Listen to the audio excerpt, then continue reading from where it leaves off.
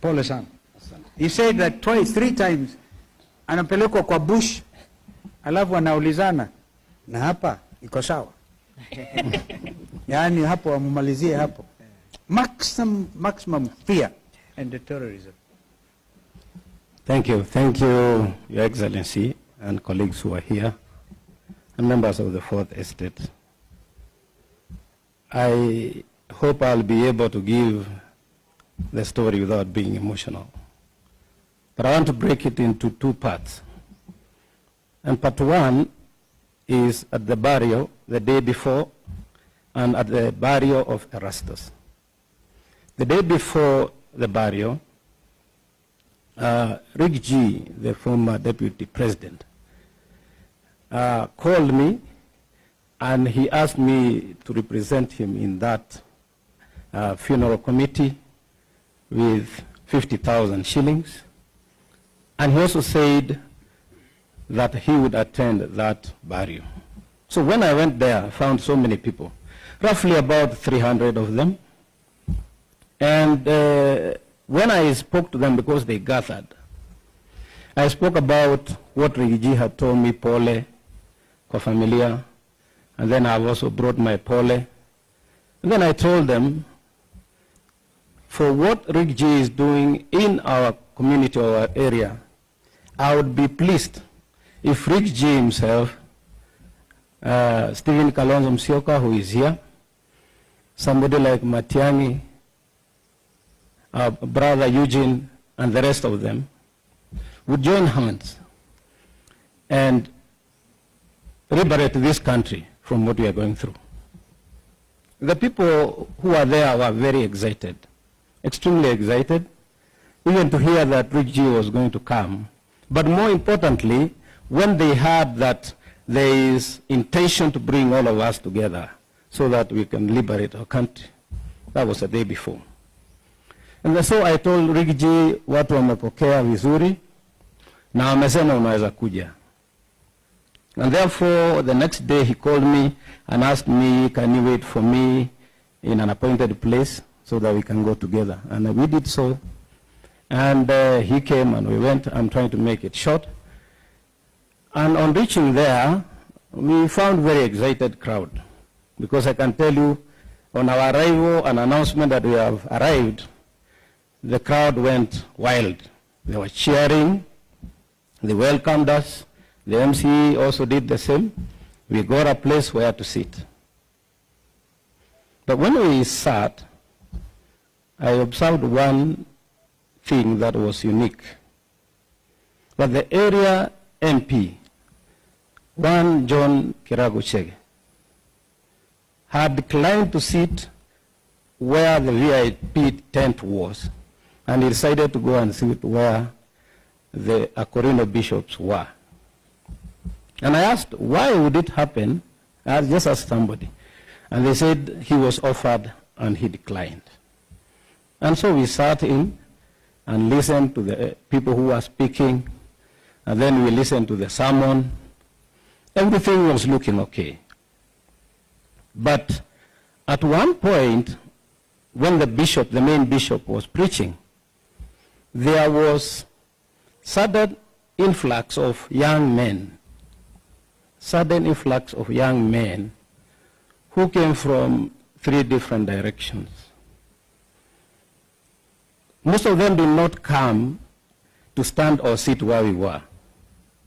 What they did is that they sat next to the fence, others near the gate, and the rest were somewhere near the toilet. And at one time I remember I went to the washroom, and there is, now when I was thinking later, there was this one person who had a cape and had a mask, was like hooded, who from afar escorted me to the toilet, though I had my voice. Then he came back and went behind the VIP tent. I did not take offense because I didn't know who he was. I'm saying that because you'll hear what happens when I get into the Subarus. So many people spoke, but I want to bring it to where I was invited by the area MCA. And the area MCA specifically, he actually hit out at the local MP for going to vote no, to vote yes against Rigiji. For that impeachment motion, as his vote was the vote of Limuru, and he said that was not our wish. Na watu wakapiga makofi sana. Then he is the one who invited me. I broke my speech into two. One, and I told the people, I'll give message of condolence, which I did. The second, I'll tell you why I will talk about Rigiji. So the first part went on well. Then I came to the second part, and I started talking about how Rigiji had come and campaigned against me. However, I was now sharing a platform with him because we had decided to bury our interest in the greater interest of the community and the region. And as I started talking about Rigiji, there was a huge surge of youth who came specifically to the VIP tent. And I noted that VIP tent was like a target. So I was speaking and looking at them and trying to bring peace, telling them I'm peaceful, everybody who is here is peaceful. And they said, don't tell us about Rigiji. We would have voted for you, but he told us not to vote for you. I told them, that's fine. Even me, I would even probably not speak to him. But now that we have a common problem, we need to move together. They now started shouting back, said, no, we are not going to allow it. The first person to shout that, I told him, just relax. I explained, then you tell me whether what I've said is okay. But another person, a second one, shouted back. That event was somebody who pulled out the support of the tent. In that tent, I'm seeing now, when I saw the tent was collapsing on him, I kind of stopped. Because I wondered, where am I going? Our visitor is almost going down with the tent. But they pushed me out. Some of them are here. And of course, Rigiji had his own security. They took him to the car, and hell broke loose. They ran after us. And I want to make this clear that they had intentions. Because for the first time, I ran frantically for 2 kilometers. You look like a marathon. And worse still is because it was downhill. So by the time I got where I was going, my knees were aching. Yeah, it's not a laughing matter, but we can laugh about it. And then at one time again we got onto the road, and then we saw those guys coming. Then they said, my guys told me, you know, those guys are carrying machetes, they are carrying pangas, some nut rungus. So the best thing you can do to sipita barabara, when they see they can't get you, wataingia kwa boda boda, alafu watafika mahali tuko. And indeed I did that. And therefore we got into one of the houses. I want to believe he's a cousin of Baba Yao, because he so introduced himself. And when we got there, he told us, you are not going to pass through the actual path. Mutapitia kwa majani, mutapitia kwa mahindi, na mutapitia kwa napier grass, and into the forest so that they don't see you. When we explained what was happening. And he quickly said, can you take off? Because probably he imagined what kind of harm there was going to be. So we took off, and we ended up in some road. And one of my PAs, then I told him, now that we are here, what do we do? I cannot go walking to the main road. I don't know what will happen. So he said, we'll ask for a taxi. And he asked for a taxi. And this taxi came, it was very near the main road. And because I knew those guys probably would come to the shopping center of Bibirioni, I decided then I'll tell the taxi to drive me away towards Naivasha, and wherever I'll be, probably I look for a vehicle means to get home, and that's what they did. In the meantime, I was trying to call my guys. My driver was not picking, but at least one of the guys picked and he said he's okay. Vehicles have been hammered, but where we end up to, you just go, we will see what to do. So me, I took off on the way towards flyover. There's a center called Flyover. And we were in that taxi. There are two Subarus. One black came in front. One green was at the back. But the one that came in front just stopped askew in front of us.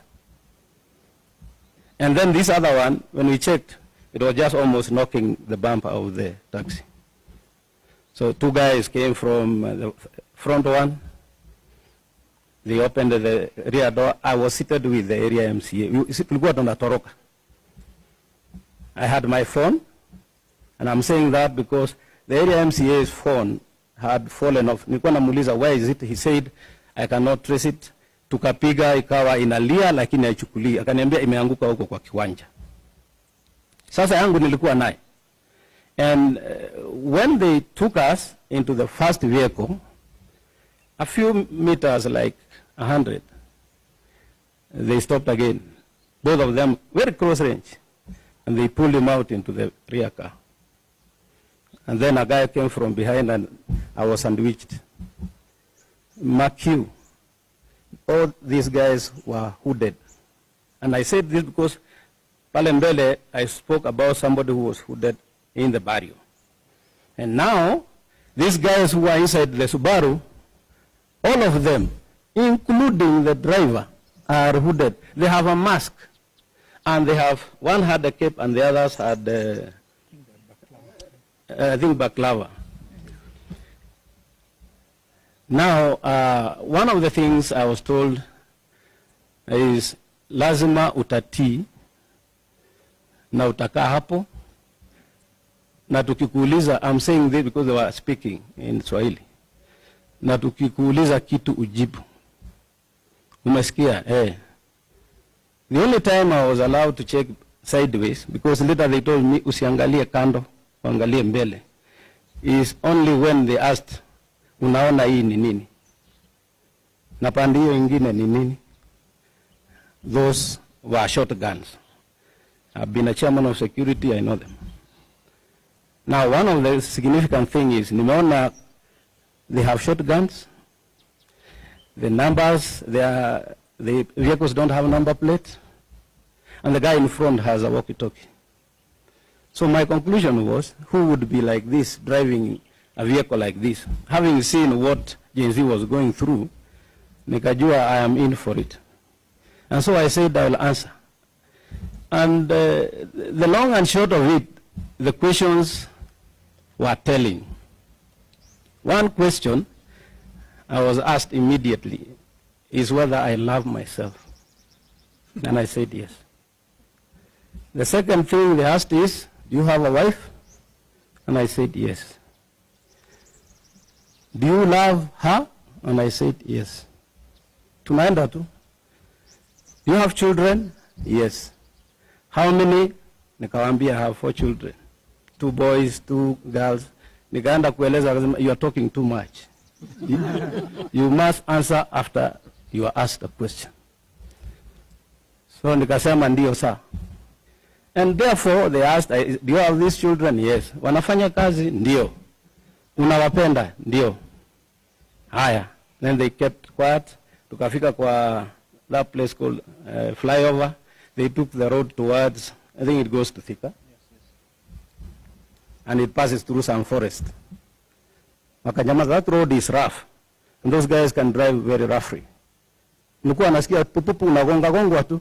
And you know now, since they are holding their shotguns here, ikitingika hivi unasikia ni kama you have been shot. So I'm saying my last prayers anyway. You don't know what is happening. And tukafika mahali kuna msitu na kuna stinging nettles. In Kikuyu we call it lafai. I don't know whether that's the right word. Yes. So when we reached there, one of them asked, hapa ni sawa? Akasema hapana. The other one said no. Tukaenda kidogo, wanaingia kwa msitu. Na hapa? Hapana. Can tell me which road? I think it goes towards that hospital, Kijabi or something. Yes. And they stopped at some forest. And then hata mmoja alitoka hapo. Kaulizwa hapo ni sawa? Akasema hapa ni sawa. Mimi nikasema now that is it. I'm done. At that point, jamaa karudi, akasema hebu niambie, wewe uko na Twitter account? Nikamwambia ndio. Nani anakuandikia hiyo Twitter account? Nikasema ni mimi, I do it. Ni vitu gani unaandika hapo? Nikamwambia naandika zile vitu naokota kutoka kwa group, na vile Kenya kunaendelea, kama kuna shida naandika. Kwa hivyo wewe ndio unajua sana. Nikamwambia hapana, ukiangalia zile vitu nimeandika zote ni zile watu wengine wanasema. Na wewe unapenda serikali? I know I lied because I said yes. Because I don't love it. To survive. Yeah, I lied. I said yes. I said, wakasema, haya, twende. So we went down and they got onto the Mahi Road, and then we took off towards Narok. Now towards Narok, we got into a place, kuna mahali hakuna manyumba, but there are some thickets. They stopped there. That was the third time. And said, hapa ndio mwisho. So I didn't know whether ni mwisho ya safari ama ni mwisho yangu. Sema hapa ni sawa kabisa. So I asked, mlikuwa mnataka nifanye aje? Because mimi sijaongea kitu mbaya. Mkiangalia vile niliongea pale kwa mazishi, nyamaza. Sisi tuko kazi. They said, keep quiet, we are doing our work. Sema asante. Even bad things wakisema nasema asante. Then all of a sudden then wakapinduka, and from that point towards Mahiu, there was intense discussion between them and somebody. Ule alikuwa mbele ndio alikuwa anauliza wanasema kilo chali bravo something, vitu kama hizo. I know it's some coded word, and mostly used by police. Now having been a chair of security, I know that. And maybe other people they use. But now I'm convinced that hizi magari hasina namba, watu wako na guns, wamejihud na wanaongea kilo chali, and I saw what happened to the agency. Then I knew I was obviously with those kind of people who are molesting peace-loving Kenyans just to stifle democracy. And so they took off talking, very coded, extremely coded language. Na wakaja towards Nairobi, branched off. In fact, kuna mahali walipitia wrong side, pale ndio waingie Southern Bypass. And they got into Southern Bypass. They started driving slowly. There was a conversation that was intense with the coded words.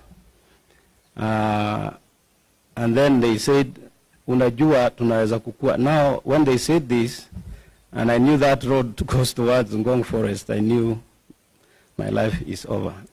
Nikasema ndio, but hakuna kitu kibaya mimi nimefanya. Na hakuna mtu nimetusi. And so, tukaja tu hivyo, then they started speeding. And that conversation, finally how it ended along bypass was, yes sir, copied. The last word was, yes sir, copied. After copied, brakes, zikapigwa brakes, gari, I was alone. I never saw, I don't know how we lost the other one. But you know, I was told to face front. So sijui kama ingine inakuja ama ikuji, sijui, I'm only seeing up in between this guy and the driver. And therefore, along, when they said, yes sir, copied, wakapiga brakes, gari kasimama, they told me, toka umbwa wewe. And so I got out in the middle of mimi sikuwa na nyumba, sikuwa na nini. Nikajua sasa it's me and my God and prayer. What time was it? I can't tell time because they had actually, maybe I forgot to say, they had told me to switch off my phones. And I had switched them off. And I couldn't, because now you have been put somewhere, it's dark. You don't want to attract the attention of somebody, probably, aona mwangaza ya simu. You want also to move in the dark somehow. And so I didn't. So they put me on the side going towards Langata. And I thought they wanted to shoot me. So the moment they moved, I crossed on to the other side.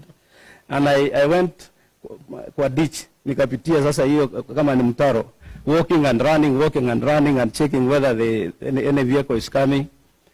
I guess it was between 600 or 800 meters. I got onto the road that branches off from Karen.